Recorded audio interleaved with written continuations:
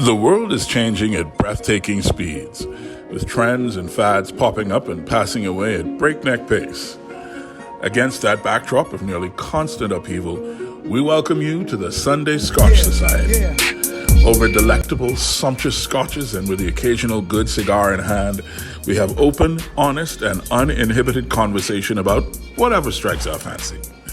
Whether it's the critical issue of the day or a deep dive down the rabbit hole, we take it all seriously while having a good time. Join us for a stiff drink and a great conversation. Lovely, lovely, lovely. Ladies and gentlemen, welcome. Welcome.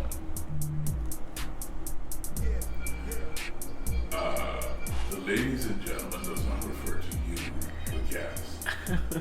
It refers to the people who are listening, welcoming them into our space. I see. If I'm allowed to continue with my opening without any judgment. I just realized that we were starting. Yes, we're starting. Boom. Okay. Ladies and gentlemen, welcome to the Sunday Scotch Society. That's probably happened a lot, so just get over it. Okay. Today we are incredibly blessed, and I'm very excited about our conversation, mainly because I have literally no idea where it is going to go. I have some intimations about what is likely to happen in this conversation, but that absence of a roadmap is part of why I thought that today's guest would be particularly exciting and interesting, because this person is a friend of mine from back in the day. This person has sat on my mother's couch in my home and lamented certain facts and realities. I have seen this person on the dance floor. There's a soca song that says, "Show me your worst behavior." And I have seen this person doing exactly that.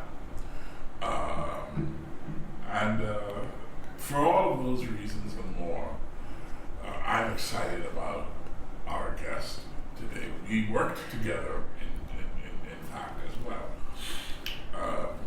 And that was when I realized that as exalted an existence as I enjoy, as perhaps the best writer of my generation, I am not alone on Mount Exaltation. There are a few really, really good writers in the country, and our guest today is one of the best of them, so I'm excited about that. Matthew, hi there. Welcome to today's Sunday Scotch Society. Do you have any thoughts? I am simply eager to dive in, sir. Good. And at this point, normally we would introduce our tipple for the day. So I guess I probably should do that. Today's tipple is one of my all-time favorite rums. It is the Abuelo 7-year-old rum. What is fun for me about the 7-year-old Abuelo is that it's not quite as heavily refined as the older rums. And it still has some of that sugarcane sweetness that I think kind of gets a little lost in the older rums. And so I think you can smell the sugarcane on the nose. You can get a little bit of maybe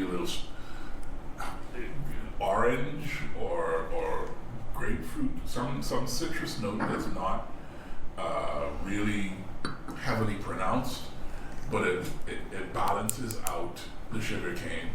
And then you get, of course, the warm toffee notes that Matthew loves in the single malt scotches. That's here as well in this rum. That's what I like about it. I'm curious to have the thoughts of a poet, a writer, a mother, a Bahamian woman, a poet using words to write a better world, and a lover of love poems. One Malin Seymour Major. Malin, welcome to the Sunday Scotch Society. Happy to be here. As I have taken to pointing out, ladies and gentlemen, we don't yet video record these shows, which is a problem because you missed the deadpan reading of Happy to Be Here that Malin gave me just now. So I have to ask, before everything else, are you really happy to be here? I truly am. I don't know if I feel comforted by that assertion. I feel like that's... But anyway, I'm just going to take you at your word, but I want you to know I'm watching. Okay. Yeah. So, you heard my take on the nose of the Abuelo 7-year-old. What do you think? Wow. First of all, I think you credit me too much with having thoughts about rum other than join with Coke. Which I knew would poke the bear a bit if I said it. And yet you chose to say it anyway. But it's nice. I like it.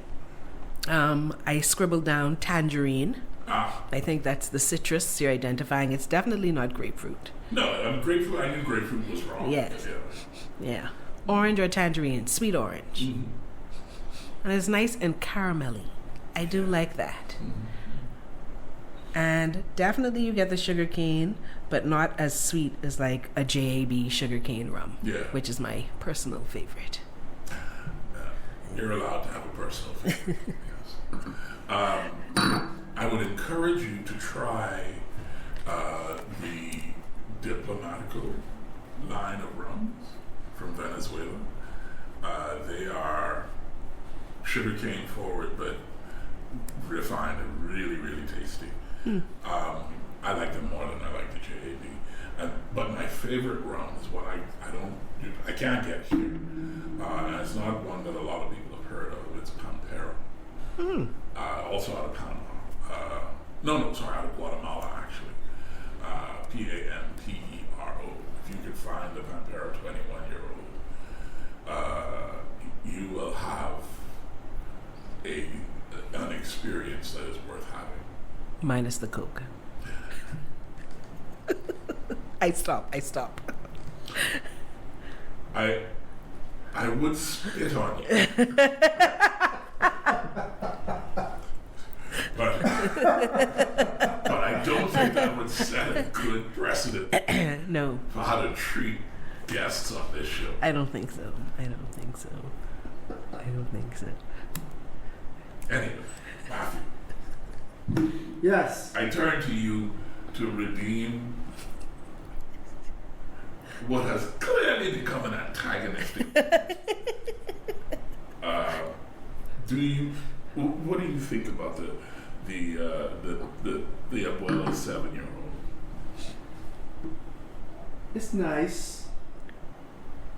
But seriously, See, clearly, ladies and gentlemen, Matthew and Malin, because both of their names begin with M, have decided that they are going to team up and mess with me today. And that's fine. That's fine. I welcome it. I'm a grown man. I can take it.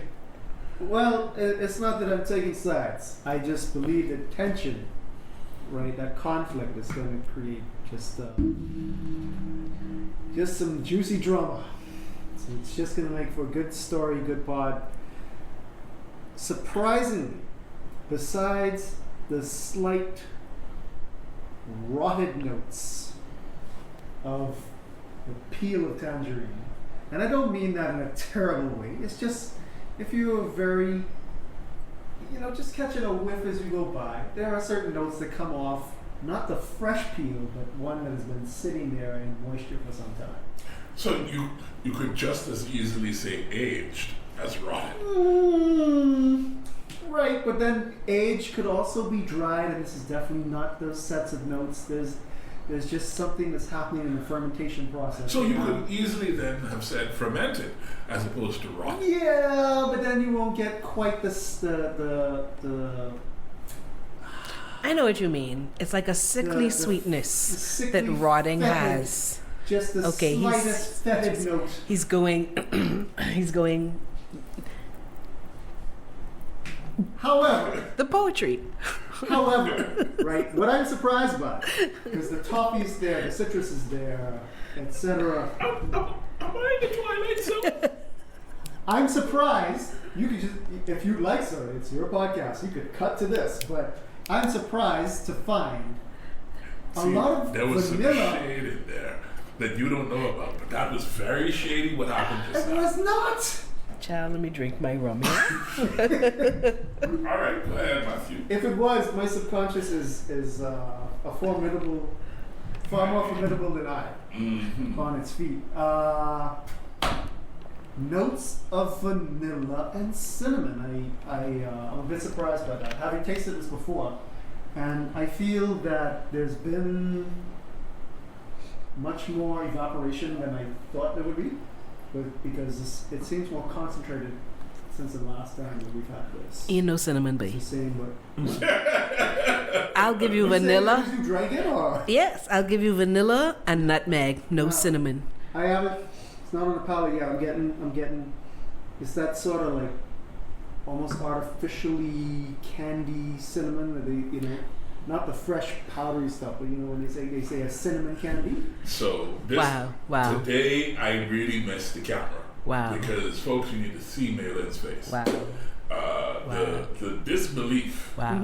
is That's real. fine. I think that she's acknowledging that she's. Matthew human should and have I'm said, human, but I don't like the rum. That's what he should have said. No, He should have just please. said, I don't like the rum. You He are- said the rum tastes like rotten tangerine That's what he said. and red hot. That's what he said. That's what he said. First of all, this is the nose. I have not yet put my lips to this thing. So to say taste is just disingenuous at best. And at worst, you're lying on me. You're lying. She may be not telling the whole truth, but I don't know that she's misrepresenting the character of your remarks to this point. See, in the pod. No. The problem is that my lack of vocabulary is being misinterpreted as Okay, as hold on. being bad. I ain't gonna lie. I getting red hots now, though. Thank you. Yeah.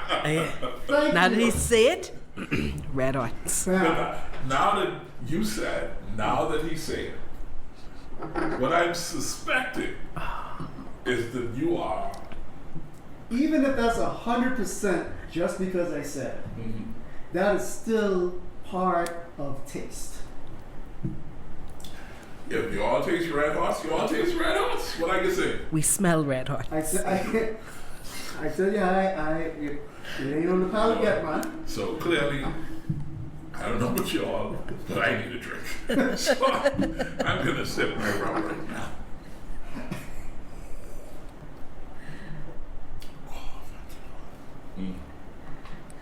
I love that rum. My goodness. Oh, that is.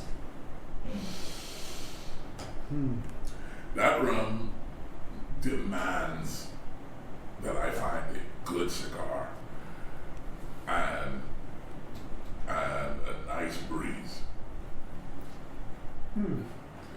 I had not intended to do such That's at interesting. this moment in time. It's, That's what it's calling for me. I want some ice cream.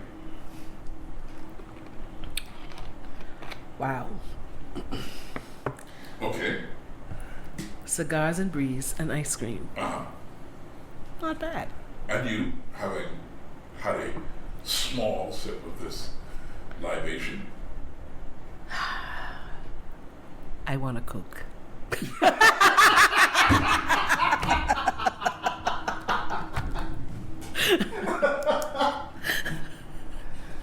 Ladies and gentlemen, a picture of Quincy's face will be linked in the show notes. Jet speed behind me, Satan. I abjure thee. I cast thee out. Good God. Anyway, Maylin, Yeah. you call yourself a poet using words to write a better world. Yes. Do you feel like there's something wrong with the world that presently exists? I think it needs a little more joy in it. For sure. I think it needs a little more joy. Not. I love it. Okay. A lot more love, for sure. Definitely. Is that why you're a lover of love poems? Yeah. That, and I think they just speak to me. I enjoy reading a very, very good love poem. It just makes you feel warm. It makes me feel connected to humanity. When they're really, really good, they make me feel jealous because I wish I had written them myself. But yeah, that's why I'm a lover of love poems. And I think poetry is my thing. But growing up, my grandfather was a pastor, and his thing was preaching about love.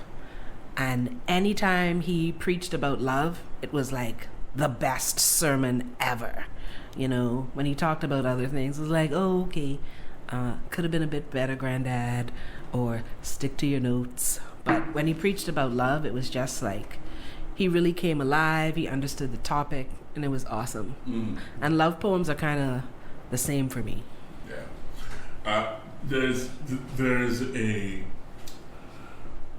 one of the reasons I wanted to talk to you about poetry and creative writing in general is that I think that we as a community are incredibly gifted storytellers. I think Bahamians can tell stories better than other communities of people, generally speaking. I don't know why that is. I have thoughts about that. I think we live in a fantasy world, in a almost as if we prefer fantasy to reality. My favorite aunts and uncles and older cousins growing up were the ones who could tell the stories that keep you spellbound, right? I remember going to the Forfar Field Station at Nicholstown, Andros, with my senior class in high school, and we spent the whole first night sitting in the living room telling ghost stories. And we graduated from high school in 1988, so we've been out of school for more than 30 years. And every time we get together, there are still people in our little crew who talk about that night, telling stories in the dark, in the candlelight in Nicholstown, and so I think stories are what we do. And I guess I wanted to ask about how you see this community as a group of storytellers. I know Quincy was going to do this, babe. Ask a bunch of questions. I'm like, what? How do I see this community as a group of storytellers? Well, let me not rephrase, but let me start earlier in the process. Do you think Bahamians tell stories well? Yeah, man. Why? Lots of reasons. One, I think when we tell them, we seem to have automatically an understanding as a people of a sense of genre if that makes sense. No, it doesn't. So we know how to tell a comedic story before we understand what comedy is. We know how to tell a very serious story before, like you said, ghost stories. We know how to bring a sense of anticipation and that horror. We somehow just know how to do this. And of course, it's because it's been passed down orally, generation to generation. So that helps us become a very good crop of storytellers. It's a very good foundation for us. We also have, I think, an interesting fusion of, well, I don't even know if fusion is the right word, but let's say that there is the presence of African heritage, European heritage, and for lack of a better word, I'll call it Caribbean heritage. That's all kind of swirling around in our culture. I mean, even our patois, the Bahamian dialect, has words pulled from everywhere. Bongi is an African word, for instance, right? And we use other words from elsewhere in the Caribbean and from the UK and from Spanish and French and even Dutch, if I remember correctly. There are some words that are in our patois that are from that period in the Bahamian history, right? But I think that we have a tapestry from which to draw a really full bucket of influences that help us, when we're pulling something culturally from the bucket to tell a story on this subject or in that manner, whatever the case may be. But the question that I'm really trying to get to with you is there something special about us as a group of people? And the answer may well be no. That allows us to be really good at telling stories. And if there is, what is it? If there isn't, but Matthew looked like he ready to jump on me when I say, nah, I don't think there's anything. No. It's just interesting hearing this, I'll be gracious and say, hypothesis of Bahamian exceptionalism in storytelling. Yes. I don't know that there's anything, anything special in the water that we drink that makes us great storytellers. That's right. It's in the rum. Not this one. Yes, it's actually not in the rum, it's in the rum and coke. But I think that oral tradition is, if there is anything special to help us, it is that oral tradition. For sure. It is the passing down of stories and how they are told that I think makes us better storytellers from generation to generation. Matthew, I sense a whole paragraph in your posture. Do you have words to say? No. I just if you would elaborate on how it is that we tell stories. How we tell stories? Yeah. We tell stories in lots of ways. I mean, tell me what you mean by how. Sorry, I can be real. You said it's in the way they're passed down. It's in the way we tell them, and I'm just interested. Okay, we are. Elaborate on that. We're animated. We're animated. Okay. And that's what I mean about. We seem to have an understanding of genre before we even know what it is. We feel the story, we understand the story, we tell stories with our whole bodies.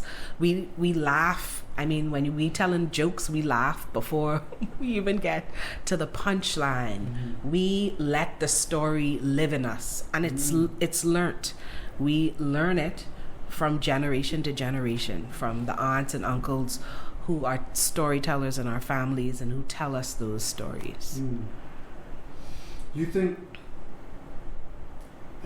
Okay, so as we age, we have an experience from some decades ago now. How has it morphed, and if so, how?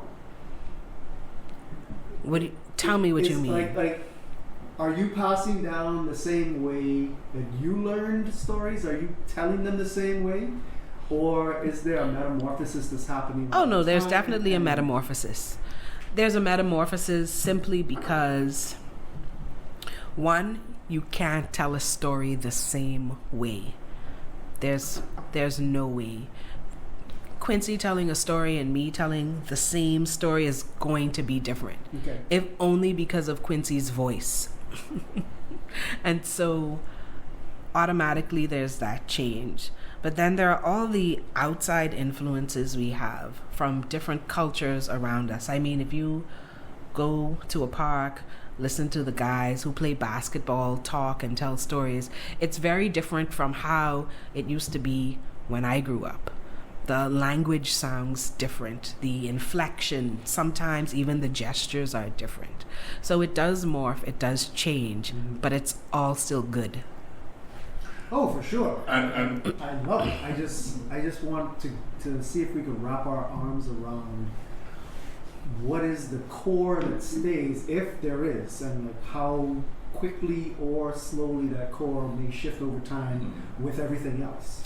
Is it that the core may, if we're going to use the paradigm that Matthew presents, is it that the core itself is just the idea of telling stories, and then whatever changes are wrought on that core are changes of detail rather than a change of substance? I mean, it seems to me that the whole idea of animation is one of the things that seems to be consistent, or much more consistent over time. And here again, and in various styles. We missed the video because even as Matthew was talking about animation, he's talking with his hands in a very animated fashion. So yeah. Go ahead. We can't. I don't think even as an intellectual argument or an intellectual exercise, I don't think we can hide from the fact that as a community, we're storytellers. We tell stories. That's what we do, right? What I want to do is try to push that to a question about whether or not we are nurturing that, let's call it a gift, in a way that will produce fruit in the next 20 years, 50 years, 200 years, generationally, right? No, we're not. We're not. No, we are not. I mean, in a country where in the last generation we had Pat Ramming and Susan J. Wallace and some of these, I mean, Robert Bain, some of these incredible poets whose work, like it was, when they dropped it, it was in our spirits, it felt like a bomb went off, right? I mean, some of Robert's poems just make you want to sit down and write yourself. Even if you have no inspiration or talent or any of those sorts of things, you just feel like I gotta say what I gotta say. I don't feel like our generation, which is the generation that followed them, has built on that as a foundation, if it was, just in terms of sheer numbers, right? We don't have, I mean, how many poets would you say we have? 5, 6? More. Nicolette Bethel, Tanisha Pratt, Yasmin Glinton, Marion Bethel, Christian Campbell, Sonia Farmer. What? Me? No. Yes, but no. I, at the risk of just taking a side street for a moment, Ian Strawn, 7. what makes you call them poets and then you say yes but no about you? I guess they are all published poets. Okay. They're all published poets. I asked this question because They have published collections of poetry. Okay. The question of Letitia Pratt, I'm an what 8 now. makes someone something came up a very long time ago. Yes. I heard a radio show with Dr. Strawn and Dr. Campbell. I think Christian had his PhD at that point. Mhm. Yes, I think that actually played into it because a caller called in and stated that he's not a poet, but he's trying to become one. And Dr. Strawn very graciously told him, "Listen, once you're doing it, you are that thing." And Dr. Campbell came in and said, "I disagree." Not respectfully. Straight up, his position was a poet writes poetry every day. He's practicing.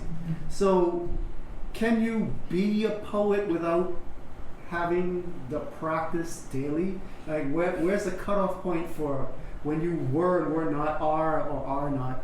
What makes a poet a poet? Well, the first thing that makes a poet is they are a reader. If you're not reading, you can't write poetry. Okay. It's just that simple. If you're not reading, you're not a poet. Why? Because y'all has asked too many questions and I ain't finished answering the first 2 questions back. But anyway, because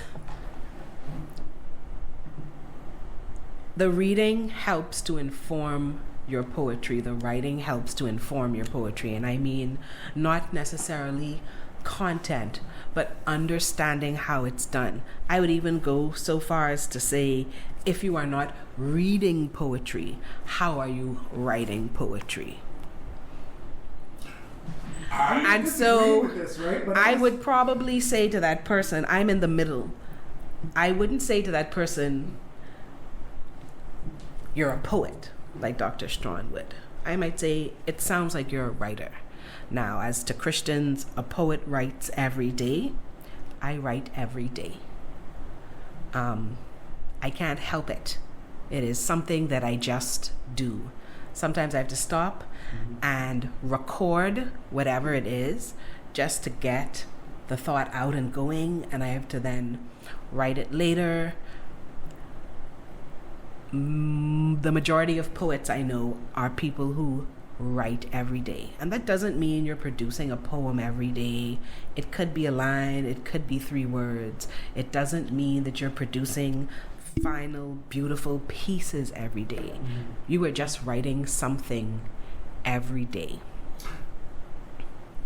By which definition, you would be a poet. Yes. But I mean, people have their personal things. I am a poet. I identify as a poet. I have a degree in poetry. Do degrees make you poets? I do not think so at all. But for me, I feel like I will be a poet when I have a published collection of poetry. Yeah, that's an arbitrary standard and a measure that has absolutely no basis in fact whatsoever. I understand, but Right, like yeah. hence personal. Yes, absolutely. So this then goes back to the first question about how are we agree that we have not built on a foundation of writing. Yes. We agree that we are a community with a bent towards telling stories. Yes.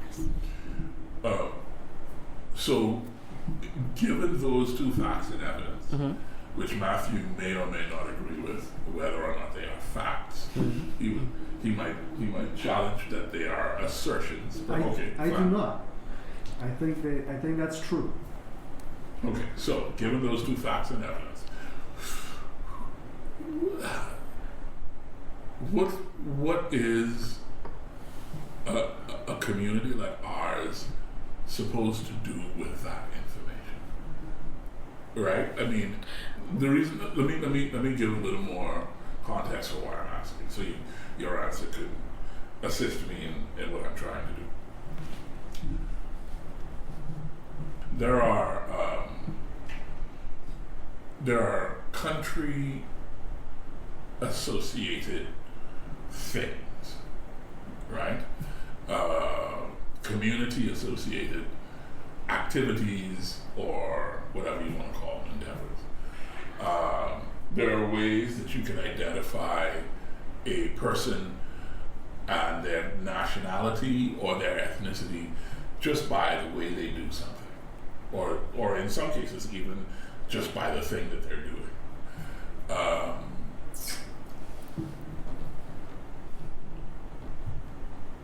I am wondering whether the uniqueness that Bahamians always want to claim is maybe found in our storytelling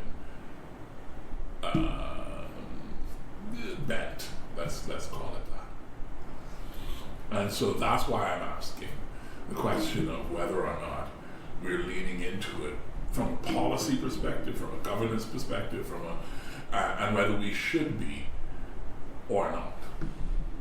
We're not leaning into it. We should be leaning into it. And the easiest way to lean into that is to create a culture where we have a community of readers. And that's why we don't have more writers. We don't have readers. If you're not reading, you're not writing. If we need a community where we have way more literate people. And that's how you have more writers. Is that because of form? Is it that the innate ability to tell stories, you go out on the basketball court, you're talking somewhere on the side of the street, you're in the bar, right? These are great storytellers. But is it that it just doesn't translate into the craft? Be it writing stories, short, for stage, for film, poetry. Is it just a lack of translation? Or are you saying that there's a lack of a deeper appreciation that comes from reading literature of all sorts? Both things. I think there is a lack of translation, but some people don't want to translate simply because it's not there for them. The support system isn't there, or there's no teacher or someone to even put the thought in your head. You tell really good stories. Have you tried writing them down? Or here's a book of stories. Read this collection, because they remind the person of something that storyteller has told. We don't have a culture that supports it simply because we do not have a culture of readers. This is interesting to me because new media, you mentioned that you don't really listen to that many podcasts. It's just not your deal, right? But I've come across quite a few people who are readers and podcast listeners, and then I've come across people who are podcast listeners, but they're not readers at all.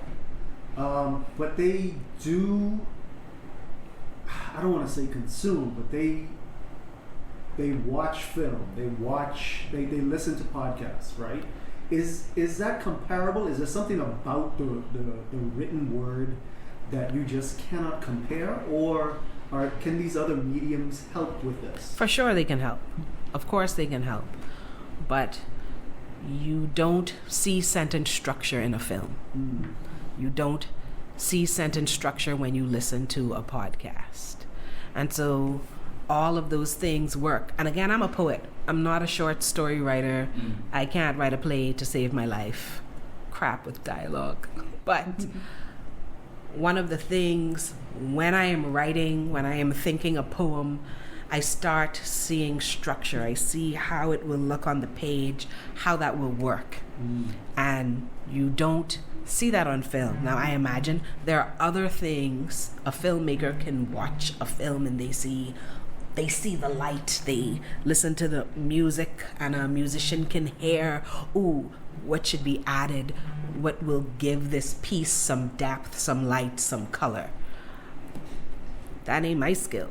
But if you want writers, you have to read. I hear you. I have some words to say to you. Are you ready? I'm ready. Wild nights. Were I with thee, wild nights would be our luxury. Futile the winds to a heart in port. Done with compass, done with chart. Rowing in Eden, the sea. Might I but mourn tonight in thee. Emily Dickinson, Wild Nights, my absolute favorite Emily Dickinson poem. She's also pretty close to my favorite poet. Wow. I'm tempted to say read more, Quincy. Whoa! Well, it is a great thing that you do not succumb to temptation. Yeah. But I know he's widely read. She aight. No, she's better than me. She's the frickin' man. This is another love poem that I wanted to read you. This one's called Those Winter Sundays by Robert Hayden. You know that one? No, I don't. Do you know Robert Hayden? No, I knew the Emily Dickinson. Oh, okay. Read Robert me Hayden. Robert. Yeah. Sundays too, my father got up early and put his clothes on in the blue-black cold. Then, with cracked hands that ached from labor in the weekday weather, made banked fires blaze.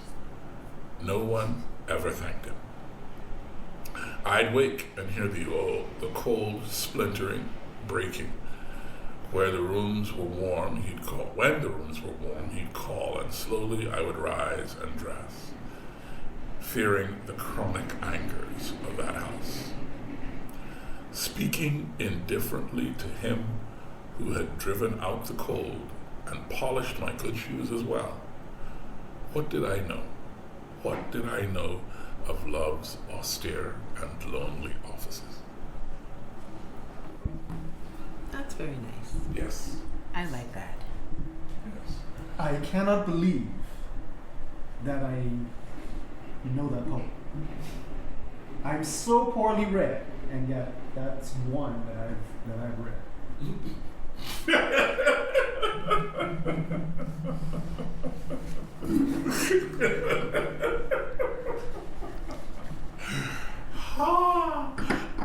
If anyone who is listening to this show or has listened to this pod before believes that Matthew Kelly is poorly read, I have a bridge to sell you over a lake in Iowa. Oh my God.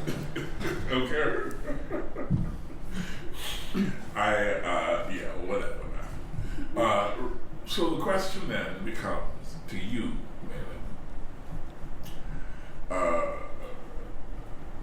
Yes, we need to create a society of readers. Easier said than done. And we don't determine government policy, thank God. If moving on, we are here to provide an interesting conversation and maybe some food for thought, right? But let's say that there are parents listening to us who may feel conflicted by some of the things that we've said. What do? How do you create a quote-unquote society of readers? What does that even look like? Read to your child every day. Have bookstores, and have bookstores that aren't selling books for 4 times the cost in the US. We also need to have adults who are reading. My mother was not a reader, but I told her, I think it was just the other day, but actually you were. She didn't read novels, she didn't read poetry, but you give her a scientific journal or article and she would read that. Like, children need to see people reading to be interested in it. And then we have to have books available. Books are simply not as available as they should be. You know, throw up a little library. My favorite stall at the BNT's Jollification is always the White Elephant, where I go and get books. And it's always the same 5 people there looking through the collection to see what new gems we can add to ours. We have to start reading to our children if we want them to be readers. It can't just be something that you leave teachers to do or, you know, leave the school to handle. And given that you have sipped from the chalice of the rum, how? Okay, and there's actually a connection there. So let me make the connection explicit, because I don't want people to think I'm talking horse ass, right? So the Abuelo rum is a Panamanian product, right? The government of Panama has created as many avenues as possible to facilitate the export and sale and marketing of Panamanian rums like Abuelo. They've done what they can do internally to help Abuelo and other distillers create Panamanian rums that are exportable. And so when I draw the analogy of teaching children to read being similar to having a sip of the Panamanian rum, what I'm talking about is the fact that they have created infrastructure to support the industry that they wish to fulfill and they wish to encourage their people to exploit, means that, to me, there must be some kind of infrastructural, organizational support given to creating this society of readers that you're talking about. And God help us all, that means the government. Does it? I don't know. I make a statement. If you can dispute or you disagree, please go forward. It could also be companies, businesses. Pick a read. This is our read for the year. Whatever your book choice, novel choice is, buy copies for your staff or encourage them to buy their own and encourage them to read it. And have little book club meetings to talk about it. You refuse to let me into your book club, so you can't talk about book clubs on my pod.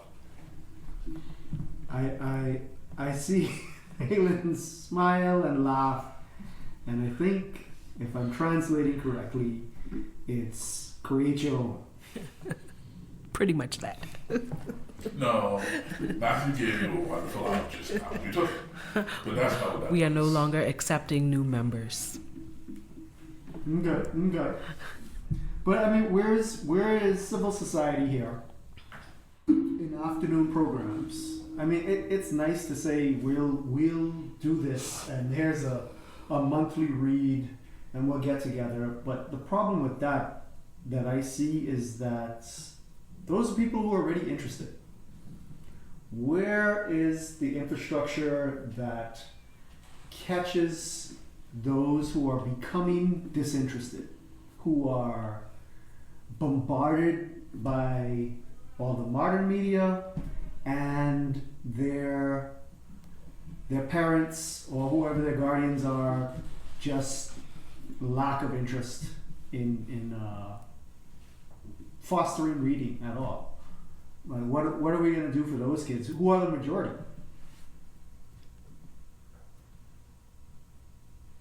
Questions that need answers. Yes, well, I'm not, to be clear, I'm not asking any one of us to solve it. I'm just saying there is a spot for civil societies to step up here because the government is obviously not going to do it, even though they may want to. There are so many complexities in bureaucracy that even when you have people who want to get things done, it doesn't get done. So we need different thinkers. We need innovators. We need people who want to change cultures to change culture. So, for example, lots of people talk about, mental health days now. Like, that's the new thing. Like, I need a mental health day. Can I take a day from work? And I think we need to look at things like reading breaks, where you just go sit by the water, read a book. And we need to find a way to make those things our culture, that you ride in the jitney and you sit and you read a book. Difficult, jitney drivers play loud music, all that. But so maybe we go and we talk to that union and we talk to jitney drivers and say, hey, we want to start this program where we encourage people to read while they're on the bus. We have to find what fits for our culture so that we can begin that change. I've got it. I've seen so many of these recently that they must be having an impact. We have a march. Negative. It's going to fix everything. The sun is too hot. I'm assured by all the marches that I've seen recently, it's going to work. I'm telling you. And once again, we need the camera for the look of absolute.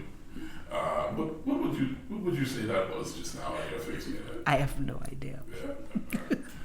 Such a complex of emotions. Pablo Neruda. Ooh.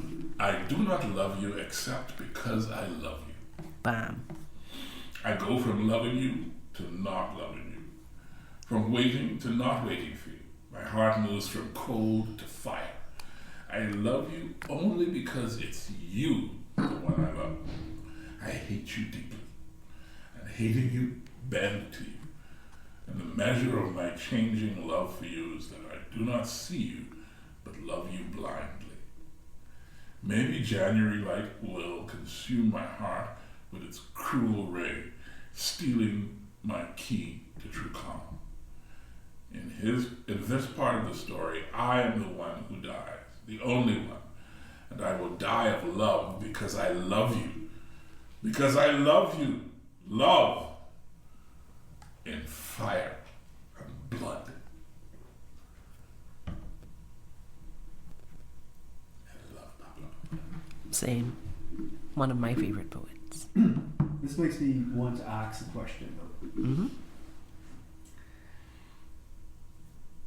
I said to Nicolette Bethel,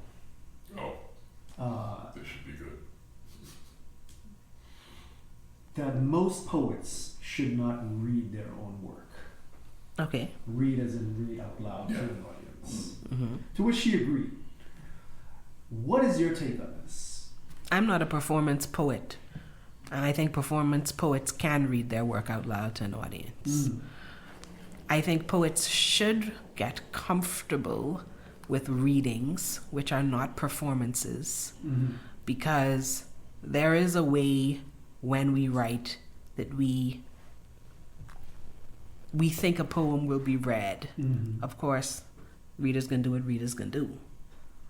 So why should a poet then, who is not excellent at... You're not talking about poets. You're talking about people who you don't think could read good. Now, that's a different category of human being. Well, There are some poets who read well. There are some people who read well. And you can have poetry readings and read your poems. I don't see any problem with that. I think one of the things that I don't know what Matthew's talking about, so I'm going to let him carry his own water. But I wanted to wade into this little branch of the discussion to say, part of the fun of loving poetry is finding a way to read it that's unique to you. And finding something in the poem that is an insight that you feel strongly about, whether or not the poet felt strongly about that particular insight, whether or not that was the point the poet wanted to make or not. And I think that there is a certain freedom that the consumer of a piece of art has to interpret that art the way they want. The poet. I agree with Quincy, but I'm not. This to me is a far stretch from the poet reading the poem. One of my favorite poems is Blackberry Picking by Seamus Heaney. And one of the reasons I love that is I heard him read it. Mm. And it was like, wow. Okay. And again, I'm not sitting at that reading. He didn't talk about, oh, here's what this means or whatever. I'm free to interpret however I want to interpret. But he read his poem very well, and I enjoyed it. Mm-hmm. And I think we can get enjoyment from poets reading their poems. I agree. I never said that you can't. I said most shouldn't. And perhaps I should have said most shouldn't until they can read well. Because I believe that you said you're talking about people who can't read well. Yeah, you're talking about people who, may not be comfortable reading publicly. More than anything else, I just wanted your opinions, and you gave it. Yeah, man. So I'm happy. We could read our work. Hearing a poet read her or his poetry is incredibly important and incredibly valuable if you have the opportunity to do so. But I don't think that that's the only interpretation that is valid. I agree with you. I know you do. You agree with me because I'm right about everything.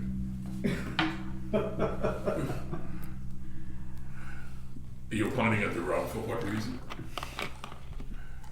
Time for a sip. Oh, okay. Because it almost sounds like it almost seems like you were suggesting that the rum had somehow influenced my commentary or my thinking. Not at all.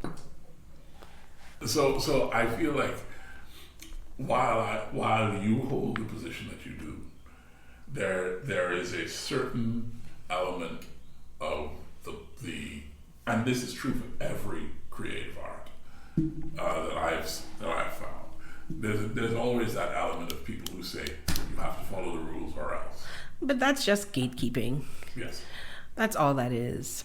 Well, gatekeeping is a real thing, though. I mean, It is a real thing, but that doesn't mean your poems weren't poems. Well, I mean, just because someone told you they weren't. I have this. I certainly didn't suffer from that delusion.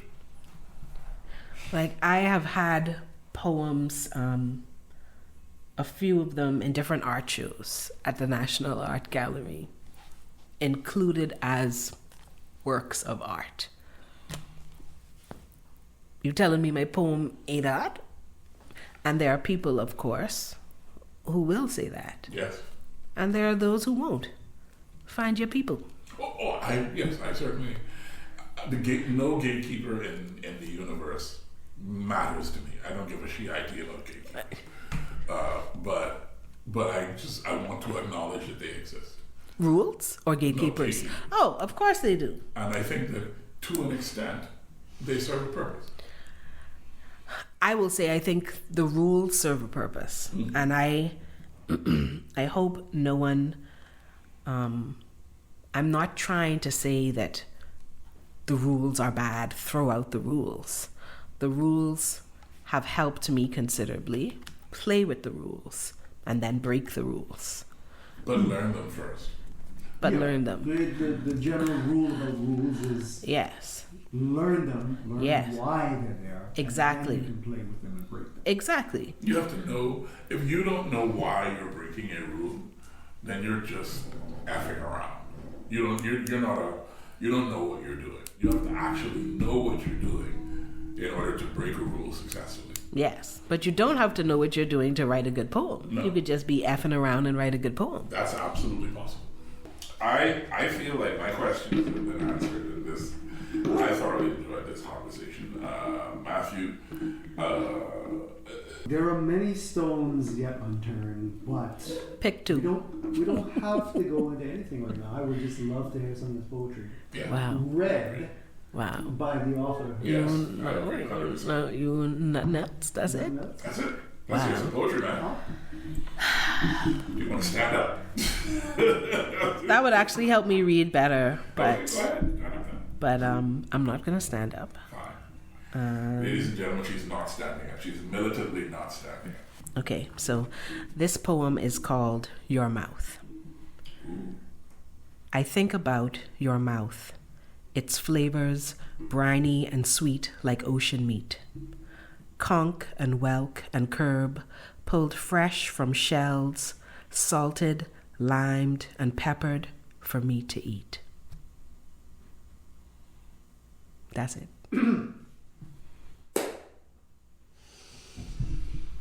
I wonder how that reads to someone who has not had whelk and conch. That's their business. No, that is their business, but I just wonder, like the people who haven't had the pleasure of connecting that. Anyway. Yeah, that's their business. I think one of the things about writing that actually might aid us in creating this culture of writers is also for us to be freed. Post-colonial writing is still somehow very colonial, and we don't include lots of local references, use our language, things like that. And the more we do it, I think we are more free, we're more true to ourselves, we become truly post-colonial, and we also create, readership within our community. Because again, the average Bahamian reads more other than they do Bahamian writers. Y'all ain't asked for that, but you got it for free. Abundance. I love dark-skinned men when naked like fields of fertile soil for planting, for growing empires. That's what Massa saw too. I'll read this one. This is a little longer and newer, and I submitted it somewhere that ain't answered me back yet. So, child, I think November. No, man, no. This is called A Black Body for Black Love.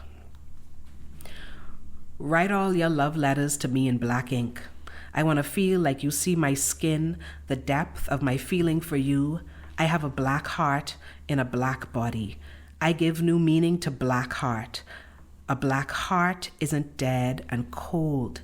Instead, it's teeming with life and emotion like the tongue of the ocean, deep and dark with all the love. I have all of it. I have a black heart in a black body. How full I am to bursting with love for you, with a world testing me, testing my gangster love. My black love is love. I am reclaiming the wholeness of black, the intensity, its perfection for love, for my love. I have a black heart in a black body. How perfect this matching, how lovely. Black ink for telling and retelling and reclaiming love and histories that they have pinked up and colored red as blood clots. No, I have a black heart in a black body. This is the superior love. I have not whitewashed like church songs or bleached like rom-coms. My love is black and true and truth like headlines in black ink declaring my love for you. I have a black heart in a black body. How wonderful. I have words to say, man. Say words. Okay, so that was effing amazing. Yay! I really like that. Yay! That's all I want to say. Okay, cool. Maylin, thank you very much for joining us. Happy to have joined you. And for giving us your amazing skills, also your insights, and your